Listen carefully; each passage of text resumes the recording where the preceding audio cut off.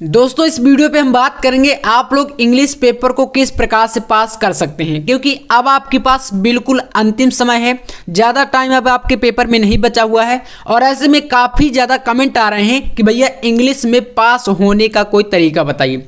यानी कि ऐसे तो अगर बात करें तो कोई तरीका होता नहीं है, क्योंकि जो पढ़ने वाले स्टूडेंट हैं उन्होंने तो अपनी पढ़ाई की होती है और अपने आंसर अच्छे तरीके से लिखते हैं, लेकिन फिर भी यहाँ पर कुछ ऐसे ट्रिक्स होती हैं जिससे कि आप पास हो सकते हैं। कैसे पास हो सकते हैं? क्योंकि जो 100 नंबर का पेपर है इसमें आपको पासिंग मार्क के लिए यहां पर 33 नंबर चाहिए। टोटल कितने चाहिए? 33 नंबर आपको चाहिए होते हैं इसमें पास होने के लिए। अब ये 33 नंबर आप कैसे लाएंगे 100 में, यहां पर मैं आपको बताऊंगा। और जो तरीका मैं आपको बताने वाला हूं, अगर आपने अभी तक कुछ भी नहीं पढ़ा तो 33 तो क्या आप यहां पर 40 से 45 नंबर आराम से ले आएंगे, यानी कि 50 तक भी खींच सकते हैं। और अगर थोड़ा सा मेहनत आप कर देंगे, अगर पहले से थोड़ा बहुत मतलब क्वेश्चन आपके मैच हो गए जो आपने तैयार करे हैं, तो फिर और ज्यादा अंक स्कोर करने वाले हैं।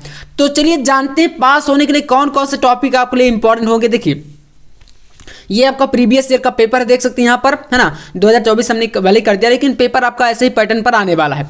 तो इसको देख सकते हैं। सेक्शन ए आपका जो होगा ये आपका 15 नंबर का होता है। टोटल 15 नंबर का ये सेक्शन ए होता है। अब इसमें रीडिंग सेक्शन में बात करें तो ये आपका एक अनसीन पैसेज आएगा, जैसे कि शुरू में ही आपसे करा है। और अनसीन पैसेज हमेशा आपको शुरू में ही करना है। शुरू में करने का क्या मतलब है? क्योंकि इसमें तो लगभग सारे स्टूडेंट ऐसे ही लगाते हैं, क्योंकि अनसीन होता है। यहाँ पर तो ये है नहीं कि किसी बुक से दिया जाएगा कि कहीं से उठा के दिया जाएगा, है ना, किसी बुक के किसी चैप्टर से, तो जिससे कि आप पूरा सही सही करें। तो इसलिए यहाँ पर आपको इसको शुरू में करना है। अब फर्स्ट क्वेश्चन देखिए, कह रहा है read the following passage carefully and answer the question that follow. इसको मैं आपको बता रहा हूँ कैसे आप 15 में कम से कम यहाँ पर 13 नंबर आराम से ले आएंगे। स्कोर करेंगे 13 प्लस कर देंगे, चाहे आपने कुछ भी पढ़ा हो या ना पढ़ो, क्योंकि ये अनसीन होता है, सभी के लिए बराबर होता है। जो पढ़ के भी जाते हैं, जो पढ़ के भी नहीं जाते हैं, उन सभी के लिए इक्वल है ये चीज, ठीक है।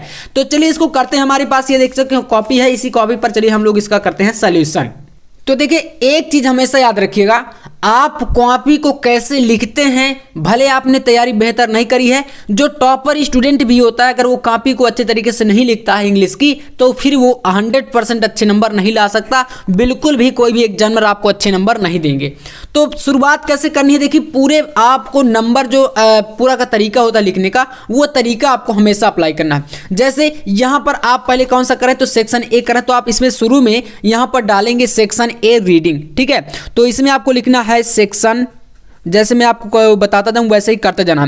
सेक्शन ए ब्रैकेट में आप यहाँ पर डाल देंगे रीडिंग सेक्शन जो है कि आपका यहाँ पर, ठीक है। तो रीडिंग आपका इस प्रकार से हो गया, थोड़ा सा गैप भी दे सकते हैं। और आप पटरी की सहायता से यहाँ पर नीचे क्या कर देंगे, एक लाइन खींच सकते हैं, ठीक है, ऐसे करके पूरा सीधी रेखा में ऐसे पटरी से करना है, ठीक है ना। तो ये हो जाएगा।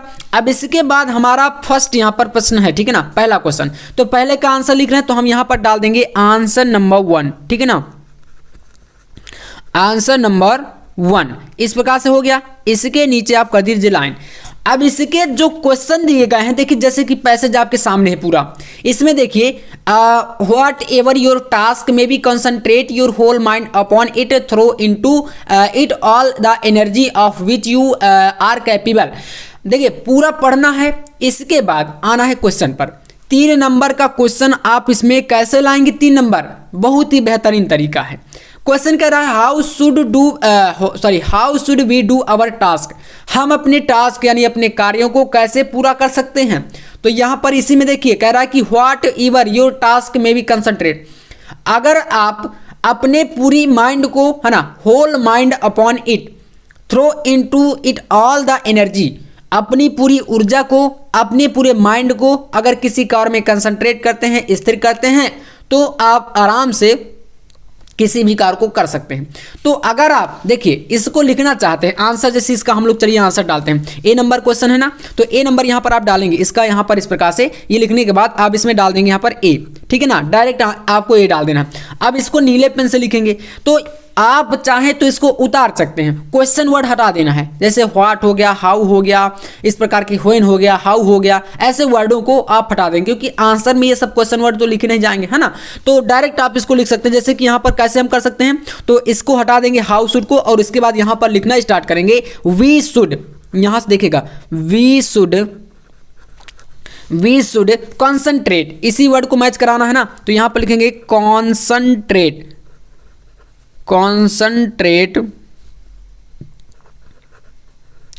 वी शुड कॉन्सेंट्रेट आवर, मतलब हमें अपना पूरा दिमाग, आवर होल माइंड, ठीक है ना, यहाँ पर लिखेंगे होल माइंड, यानी कि WH यहाँ पर कर दीजिएगा, होल माइंड मतलब पूरा दिमाग। अब देखिए यहाँ पर एक क्वेश्चन को आप समझ लेंगे तो पूरे क्वेश्चन आप कर पाएंगे। We should concentrate our whole mind and, और फिर इसके बाद देखिए क्या यहाँ पर क्या कहा गया है, अपना पूरा mind and all the energy, अपना पूरा ऊर्जा भी, तो यहाँ पर लिखेंगे and energy, and energy on our task, यहाँ पर लिख देंगे टास्क, ठीक है ना।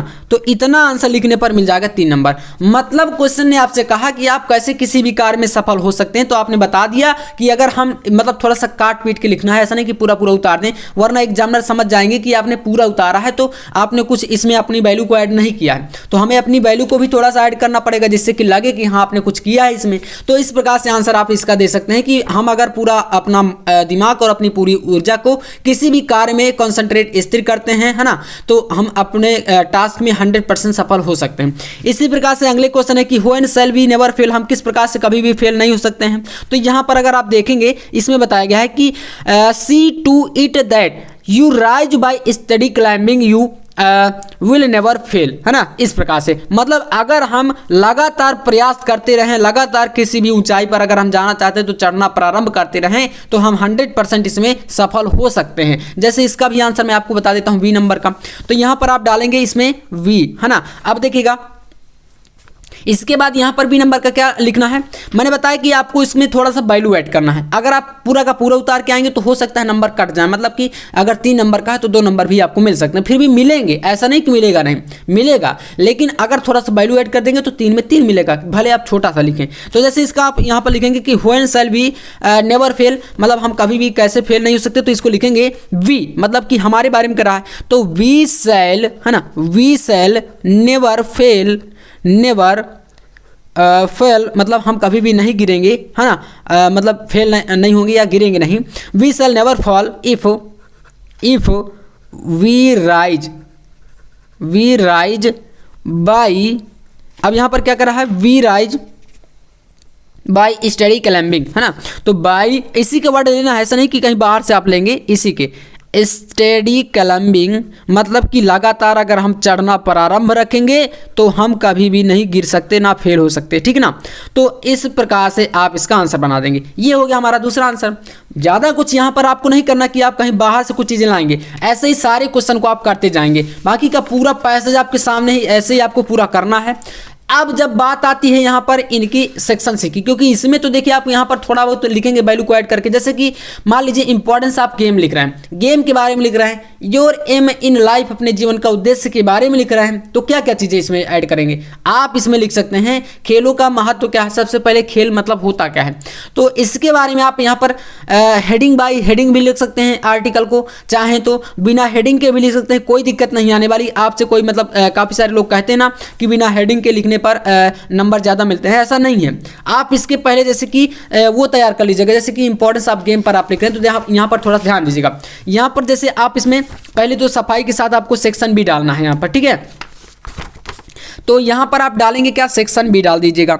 इसमें आप डालेंगे सेक्शन बी जो कि क्या है, राइटिंग सेक्शन है, ठीक है ना। तो यहाँ पर लिखेंगे राइटिंग सेक्शन, है ना, राइटिंग, ये हो गया। अब इसमें आप यहाँ पर क्वेश्चन नंबर 3 है ना, तो इसका डालेंगे, सॉरी सेकंड है, दूसरा क्वेश्चन है, तो इसमें आपको यहाँ पर डालना है आंसर नंबर 2, ठीक है। जैसे बता रहा हूँ ऐसे आपको डालना है, बहुत ही बेहतरीन तरीके से नंबर मिलेंगे आपको। आंसर नंबर 2 ऐसे डालेंगे और इसके बाद स्टार्ट करेंगे जो भी टॉपिक आप लिखना चाहते हैं। जैसे फर्स्ट वाला लिखना चाहते हैं तो फर्स्ट वाले को आप यहाँ पर ए नंबर करके डालेंगे। फर्स्ट है आपका इंपॉर्टेंस ऑफ गेम का, तो यहाँ पर आप लिखेंगे इसको important of, sorry IMPOR, importance of game and sport, game and sport, यानी कि आपके खेलों का क्या महत्व है, importance of game and sport. इसके बाद आप डायरेक्ट अगर लिखना स्टार्ट कर देते हैं, आपको अच्छे तरीके से आ रहा तब तो अच्छी बात है, नहीं अगर अच्छे तरीके से आ रहा तो फिर इसकी आपको तैयार करनी पड़ेगी आउटलाइन। आउटलाइन मतलब समझ रहे हैं, उससे सोच सोच के लिखा जाता है। आर्टिकल बनाने का मैंने एक तरीका आपको बताया, वीडियो जाकर देख सकते हैं आप लोग, ठीक है। कैसे, जैसे इसकी आप हेडिंग बनाएंगे, मान लीजिए हम इसमें इंट्रोडक्शन पहला निबंध की तरीके से अगर लिखते हैं तो इसमें पहले आप हेडिंग बनाएंगे इंट्रोडक्शन बना लेंगे। इंट्रोडक्शन में क्या क्या लिखेंगे, जैसे इंट्रोडक्शन हो जाएगा, इसमें पूरा बताएंगे कि खेल क्यों जरूरी है हमारे जीवन के लिए। मान लीजिए एक्सरसाइज हो जाता है खेल से, है ना, हमारा माइंड जो है हमेशा फ्रेश रहता है अच्छे तरीके से, काफ़ी सारे लाभ हैं। इस प्रकार से रेगुलर जो है खेल भी इम्पॉर्टेंट है, काफ़ी सारे खेल होते हैं जो कि आपको पता है। अब इसके बाद यहाँ पर देखिए सेकेंड नंबर देख लीजिए, जैसे दूसरा हो जाएगा खेलों को दो प्रकार से देखा जाता है, तो इसका आपका टू व्यू कर देंगे, है ना। जैसे कि एक तो काफ़ी सारे लोग बोलते हैं कि खेलना बेकार है, ठीक है ना, और एक होता है आपका यहाँ पर इसमें कि खेल जीवन के लिए काफ़ी इंपॉर्टेंट है। खेल कर मतलब देख सकते हैं आज के टाइम पर किसी भी फील्ड में, क्रिकेट को ले लीजिए, है ना, तो काफ़ी सारे लोग जो है खेल कर निकल गए। अब आप लोग सोचते होंगे कि आपके आसपास के लोग कहते हैं कि आप खेल कर अपना टाइम बर्बाद कर रहे हैं, लेकिन आज के टाइम पर देखिए क्रिकेटर जो है कितना ज़्यादा मतलब फेमस है, कितना फुटबॉल में देख लीजिए, किसी भी खेल में देख लीजिए, तो इसको लोग दो तरीके से देखते हैं। तो यहाँ पर हो जाएगा टू व्यू, तो आपका एक ये पॉइंट तैयार हो गया। अब इसमें आप लिख देंगे अपना विचार जो भी आपके अंदर होगा, ठीक है। इसी प्रकार से तीसरा हेडिंग बना लीजिए, इसका इंपॉर्टेंस क्या है, महत्व क्या है, ठीक है ना, इंपॉर्टेंस हो गया। इसके बाद आप यहाँ पर अगर नहीं चाहते तो चौथा डायरेक्ट आप यहाँ पर कंक्लूजन कर दीजिए, ठीक है ना, कंक्लूजन कर दीजिए। इस प्रकार से इसको आप यहाँ पर हेडिंग बाय हेडिंग लिख सकते हैं बहुत ही आसान तरीके से। जब ये हेडिंग तैयार हो जाएंगी, अब ये हेडिंग आगे करके इनके थोड़ा सा चार लाइन आप एक्सप्लेन करेंगे तो आपका आराम से 1-1.5 पेज भर जाएगा, और ये तरीका सबसे बेस्ट मैं मानता हूँ, और यही आपको अप्लाई करना है, ठीक है। अब यहाँ पर ले लीजिए लेटर हो गया, यही पास कराने के लिए काफ़ी होते हैं, 10-10 नंबर के आते हैं। अगर आप ये तरीका अप्लाई करेंगे तो आराम से 7-7, 8-8 नंबर आ जाएंगे, जो कि आपके लिए बेहतर है, ठीक है, क्योंकि आपने अच्छे तरीके से अगर पढ़ाई करी होगी तो फिर लिखेंगे, नहीं किए होंगे तो फिर आपको ये तरीका अप्लाई करना है। अब मान लीजिए सेक्शन सी है आपका ग्रामर पोर्शन, यहाँ पर इसमें तो कोई चांस नहीं है, क्योंकि यार देखिए इसमें क्या है, ऑब्जेक्टिव टाइप है, अगर आप सही को लगाएंगे तो सही आएगा, अगर नहीं लगाएंगे तो फिर नहीं आएगा, ठीक है। क्यों, इसीलिए मैं कह रहा हूँ कि इसमें कोई भी चांसेस नहीं है, बिल्कुल अगर सही करेंगे तो नंबर मिलेगा, और अगर नहीं करेंगे तो नहीं मिलेगा। जैसे कि पहला क्वेश्चन देख लीजिए, यहाँ पर थोड़ा सा सेक्शन सी आपका इसमें डालेंगे, जब कॉपी में सॉल्व करेंगे तो आपको ऐसे ही सेक्शन जो है डाल के लिखना है पूरा अच्छे तरीके से, ठीक है। क्वेश्चन नंबर 4 है, यहाँ पर इसमें ए नंबर दिया गया, one who see the dark side of A things is called, उसको क्या बोलते हैं, तो यहाँ पर जाएगा पेसिमिस्ट, ये आपका सेकंड ऑप्शन सही है, इसको कर लीजिएगा। इसके बाद the Apple of once eyes means मतलब होता है यहाँ पर आपका वेरी डियर, मतलब बहुत प्यारा, तो इसका थर्ड हो जाएगा आपका राइट आंसर, ठीक है, तीसरा कर लीजिएगा। इसके बाद यहाँ पर आपके सामने है द साइनोनिम्स ऑफ डिस्ट्रॉय, तो इसका हो जाएगा यहाँ पर आपका डिमोलिश, ठीक है, तो यहाँ पर ये वाला सही हो जाएगा, आपको सेकंड ऑप्शन कर लेना है। इसके बाद यहाँ पर देखिए डी नंबर का क्वेश्चन करा है कि what is the time in your watch, आपकी घड़ी में क्या समय है, इसमें आपको एरर बताना है। तो इसमें एरर क्या है, तो इन है, ठीक है ना, इन जो आपको यहाँ इन शब्द आया ये एरर है, मिस्टेक है, तो आपको यहाँ पर तीसरा सही करके चले आना है। ऐसे ही यहाँ पर ले लीजिए एंटोनियम्स ऑफ बेटर, बेटर का एंटोनियम्स क्या होता है, तो वर्स होता है, ठीक है, तो यहाँ पर थर्ड आपका सही हो जाएगा। ऐसे ही आपका ये पूरा ऑब्जेक्टिव है, ऑब्जेक्टिव को आपको ऐसे ही करके आना है पूरा अच्छे तरीके से, इसमें कोई ट्रिक नहीं है, आप सही करेंगे तो नंबर मिलेगा, और नहीं करेंगे क्योंकि 1 नंबर में 2 नंबर में इसमें ऑब्जेक्टिव टाइप में कभी भी ट्रिक नहीं लगता। अब मान लीजिए इधर का मैं एक बता रहा हूं, आपको इधर ट्रिक लगाना है। कैसे, जो आपका इनडायरेक्ट डायरेक्ट नरेशन आता है 2 नंबर का, इसमें आप ट्रिक लगाएंगे। कैसे ट्रिक लगाएंगे, थोड़ा सा आपको ध्यान देना है। इसमें क्या करना है आपको, यहां पर जैसे कि पहला क्वेश्चन आपके सामने दिया गया, चलिए इसको करते हैं। यहां पर पहला क्वेश्चन आपके सामने दिया गया है ए नंबर, इसमें या कहें तो first number, Mahesh said to Rita what are you doing here, तो इसमें क्या करना है आपको, यहां पर चलिए जानते हैं, जैसे कि इसका आंसर लिख रहे हैं हम लोग 5वें का, तो यहां पर आप डालेंगे आंसर नंबर 5, आंसर नंबर 5 ऐसे करके, और इसमें ए नंबर का फर्स्ट कर रहे हैं तो इसका डालेंगे ए का हम लोग फर्स्ट, ऐसे, है ना। अब देखिए यहां से इसका लिखना स्टार्ट करते हैं, महेश सेड टू रीता, तो इसमें आप क्या करेंगे, यहां पर लिखेंगे महेश सेड टू, रीता एक नाम है, ठीक है ना, तो रीता।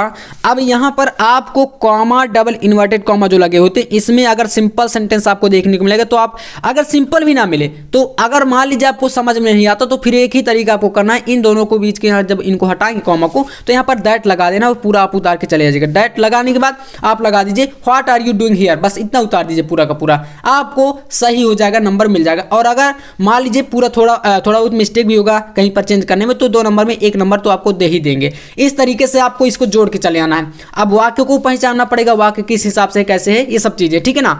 और बाकी यहाँ पर हिंदी ट्रांसलेशन है, तो इसको भी आप प्रयास करेंगे, मतलब पूरा तो सही नहीं कर पाएंगे फिर भी, लेकिन तो अगर आपने मतलब इंग्लिश का आपको नॉलेज ग्रामर का होगा तभी आप इसको पूरा सही कर पाएंगे। अगर ग्रामर का नॉलेज नहीं तो 5 नंबर में आपको यहाँ पर प्रयास करेंगे, कुछ मीनिंग आपकी सही होंगी, जैसे कि मेजर, उस्मान, ऐसे ट्रांसलेट करके आप बनाने का प्रयास करेंगे, तो आपको यहाँ पर 3 नंबर के लगभग मिल जाएंगे, है ना, 3 नंबर मिल जाएगा, मैंने बताया ना। अब इसके बाद इधर का जो पोर्शन है, तो इधर का तो पोर्शन मैंने करा दिया है, तो आप जाकर देख सकते हैं वीडियो को। टाइम नहीं है आपके पास तो यहाँ पर आपको एक चीज याद रखना है, चैप्टर की स्टोरी, जैसे एम हेमल वाला चैप्टर है ना, द लास्ट लेसन जो है, उसकी स्टोरी आपको जो भी पता होगी, तो क्वेश्चन आपसे चाहे जो भी पूछे, ये एक तरीका बता रहा हूँ, क्वेश्चन आपसे चाहे कुछ भी पूछे, इससे आपको मतलब नहीं रखना, आपको सिर्फ चैप्टर की स्टोरी पर फोकस करना है, ये चीज ध्यान रखिएगा। चैप्टर की स्टोरी क्या है, चैप्टर में एम हेमल एक टीचर था, उसने काफ़ी सारी भाषाएं जो है, फ्रेंच भाषा, ये सब चीज़ें उनको सिखा रहा था, जो गाँव वाले थे, है ना। इसमें काफ़ी सारा जो पूरा नॉलेज है, अगर आपको थोड़ा बहुत पता है उसके बारे में, चैप्टर के बारे में, तो क्वेश्चन कुछ भी आ जाए, उसका अगर नाम आपको मिल जाए, तो सीधे आपको आपके माइंड में जो चीज़ें आ रही हैं उस चैप्टर से रिलेटेड इंग्लिश में ट्रांसलेट करके उसको छाप देना है। समझ रहे हैं मैं क्या बोल रहा हूँ?